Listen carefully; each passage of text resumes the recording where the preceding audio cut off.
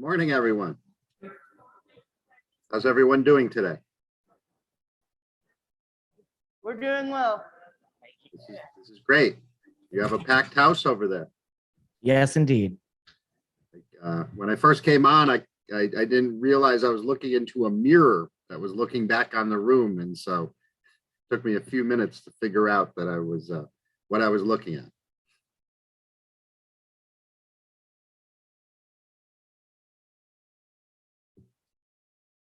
So do we have questions or are we waiting on? So anybody that has a question for Anthony, you please raise your hand. And Anthony is able to answer any questions around DDS or this is. And I could talk for a minute so people understand who I am if you want, and just, quick 30 seconds. Sure, that would be great. Sure. So good morning, everyone. My name is Anthony Keane. I am the regional director for the Central West Department of Developmental Services, and my office is located in Springfield, Massachusetts. I used to be the area director in the Hoyoke-Chicopee office. So just so so I know this is the Western Mass Advocacy Group.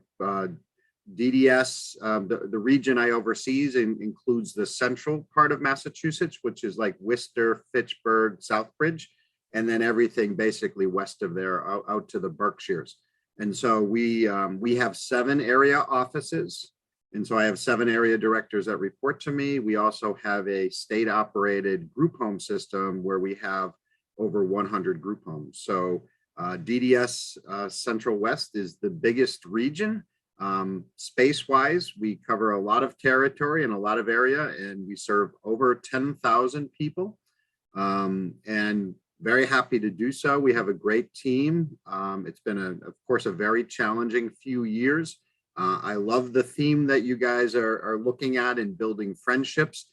While I was waiting to get on the call this morning, I was reading through some emails, and I just read about a very challenging case of a young woman who is struggling because of the pandemic and having difficulty making friendships because of some of her specific needs. And when I think about what you guys are putting forth for your agenda, it gives me hope that some good things are on the horizon with people coming together again.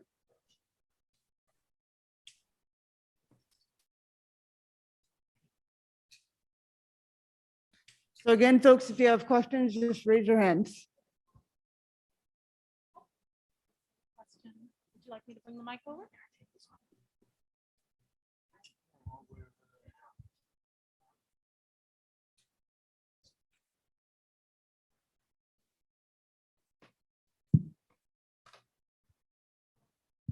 There we go. And I'll do the mic. You overlook South Hadley? Do we work with people in South Hadley? Yes, we do. Can I please have your name and telephone number? I can put I don't know if people can share. I'll put my name and phone number in the chat, and then people at the convention can maybe share it with you all. Is that? Yeah, will we'll that make work? sure it gets shared.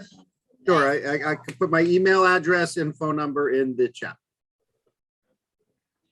And so I live in Holyoke, and I know South Hadley very well. So we do work with South Hadley, people in South Hadley. I work in South Hadley, and I've been there for 7 years. I love South Hadley. It's a nice little town. How do you like South Hadley?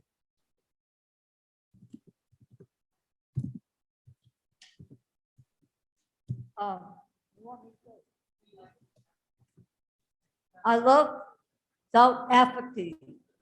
You love South Advocacy.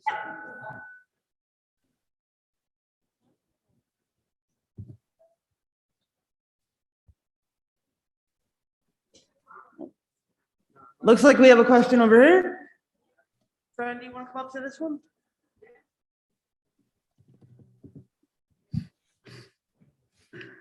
What made you become a self-advocate? What made me become a self-advocate? Yeah. That's a great question. I think sometimes I'm an advocate for everyone, but I think you have to be an advocate for yourself first in order to be an advocate for others. I can remember when I was younger, and I was just coming out of college. I wasn't sure what I wanted to do with my life. I had studied business in college, but I think I just studied that because I needed to have a major and study something. And then when I got out, that really wasn't my path. And I realized I had some things I need to improve upon with myself. And one of those things was kind of like self-esteem, but also just being more assertive and being comfortable talking with people. And that led me to a path of towards social work. And I worked for the Department of Social Services or Children and Family for a period of time. And I knew that path would lead me to probably some of the work where you're doing, where you're able to speak up and stand up for yourself. And I did that for myself, but in doing so, I was able to forge a path in helping others. Thank you. Advocacy is the world, right? It sure is. Where would we be without it? Yes. Thank you. Oh, you're welcome.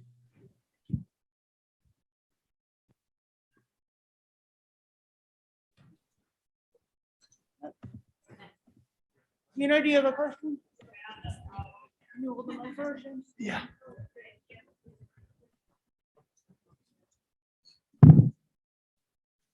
Hi, my name is Gina Marie. I'm glad to be volunteering, helping the Self-Advocacy Network, Scan 360.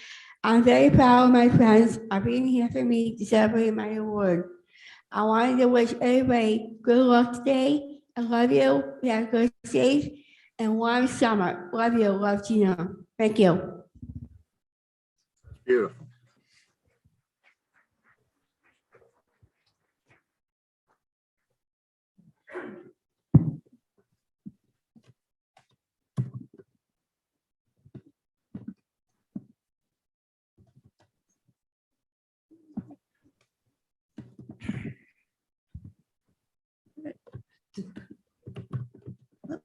Linda?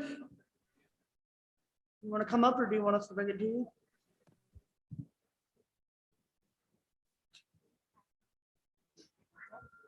Hi, as the parent of one of the self-advocates, I'm wondering if there are any new initiatives around housing. All of these individuals are adults and many are looking to live more independently. And I just wondered, it's a financial issue, I know, but if there are any new initiatives to create more opportunities for people to live independently. A great question. I think certainly, I think all of Massachusetts entities that work within housing or that support people could do better to support more housing. DDS in and of itself is not a housing developer, right? We have other organizations within the state, and that's what I'm talking about, partnerships and conversations about that. There are some initiatives that exist statewide that allow for, and it's, technically we call it set asides, where, any new developments set aside a certain number of units in order to get some financial incentives to allow, that allow a certain percentage of individuals with disabilities or other, qualifying conditions to get housing. But that's not enough. And I don't think it meets needs. We do a lot of things independent of our partners, so to speak. For instance, I myself, years ago and prior to the pandemic, we had engaged with a local organization and a nonprofit housing developer, so to speak. They develop a lot of group homes, but they're interested in building alternative kinds of housing, either converting duplexes or large apartment buildings into mixed housing uses. And I've asked recently for my team to begin exploring that once more to see if it's still a viable alternative. And so I get it. We serve a lot of people, and a lot of folks have independent needs or in the ability to live independently, and it's their goal and dream to live independently.